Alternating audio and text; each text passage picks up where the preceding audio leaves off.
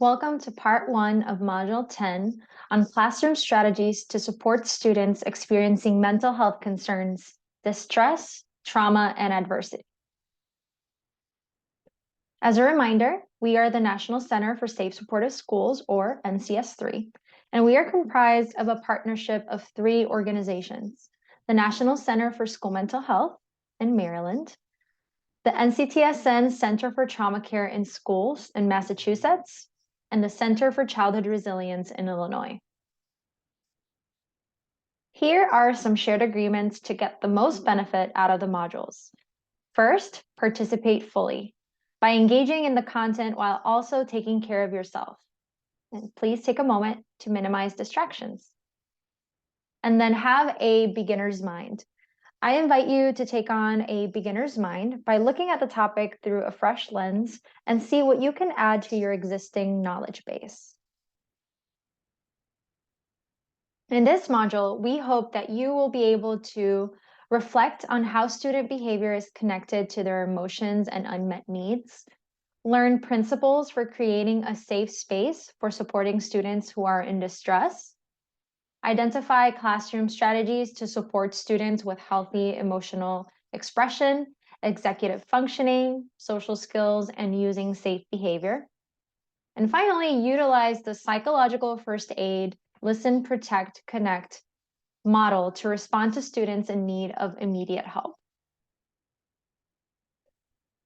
We will be talking about the importance of making space for students to express their emotions as part of our aim to make our language person-centered, doing minimal to no harm, and also reflecting the values of racial equity and resilience. We would like to focus on emotional expression versus emotional regulation.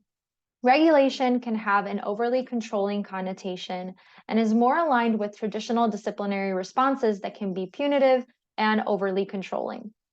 Children and adults can express their emotions in ways that are aligned with our values of safety and support of ourselves and others. We'll also focus on using safe behaviors instead of behavior regulation for the same reason of moving toward engaging in ways that are safe without this expectation to be overly controlled. And finally, we focus on honoring our community norms and expectations instead of rule compliance, because indeed, sometimes the rules are inequitable. And since we value equity, it is actually helpful to not comply with inequitable rules.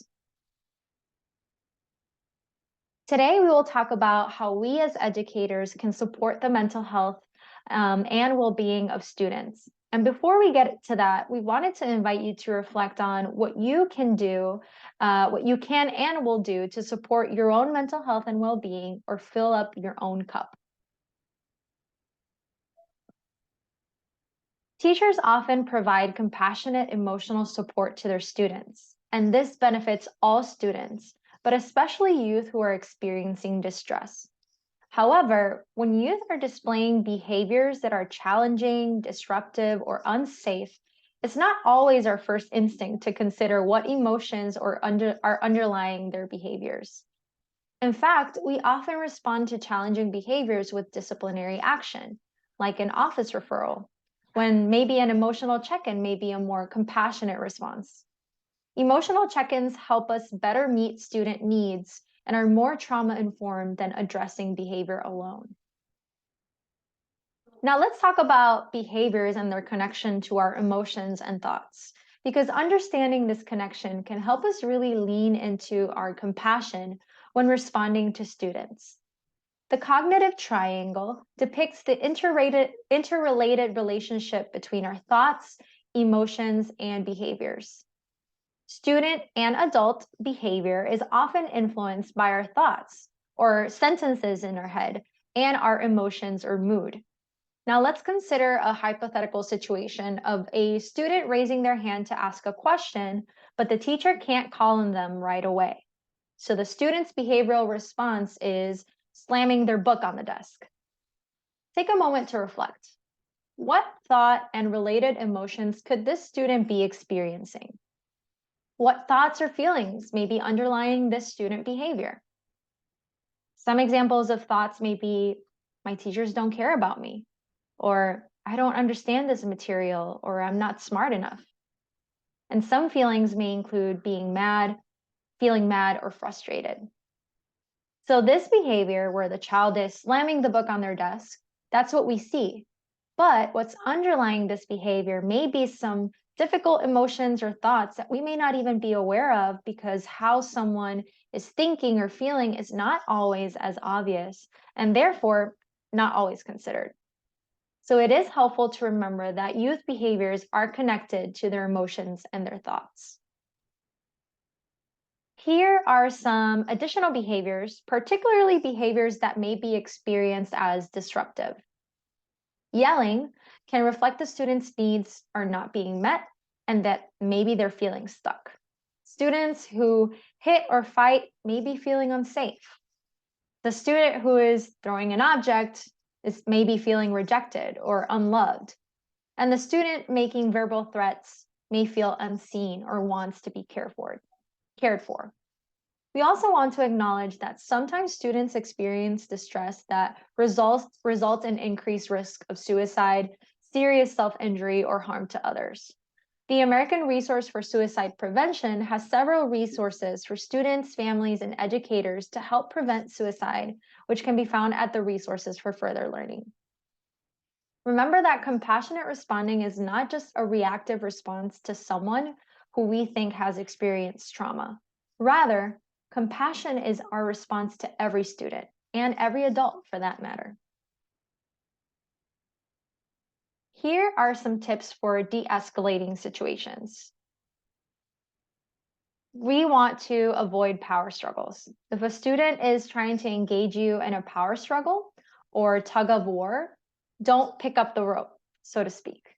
Remind the student of what is expected of them and give them some space and time to comply. Understand that you are a representation of other adults in the student's life who may have harmed or failed to protect them. It's not about you, it's about what has happened to that student. Step away if you need to and have another adult step in if needed. Resist the natural tendency to feel a need to be the one in control. This would lead to an unproductive power struggle and possibly an escalation of behaviors. Remind yourself that the student is not able to regulate themselves and try not to personalize the behaviors. Finally, we wanted to talk about avoiding pathologizing or negatively labeling youth behaviors that may be related to culture or identity. Some behaviors that we may find different or even disruptive might actually be culturally appropriate or protective for youth from communities that are marginalized. In the left column of the chart are some examples of reactions to injustice, and in the right column are some culturally appropriate behaviors which we want to avoid pathologizing or punishing.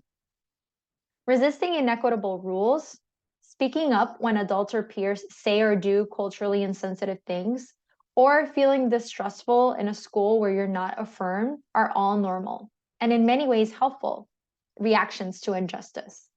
In safe, supportive schools, we want youth to resist injustice, so we would not punish these behaviors. On the right hand of the table are some examples of behavioral norms that may not be common with middle-class white American culture, but may be very much appropriate within BIPOC or newcomer cultures, including avoiding eye contact as a sign of respect, using a first language other than English are some examples. Additionally, seeking reassurance or attention from others may reflect a more collectivistic cultural orientation.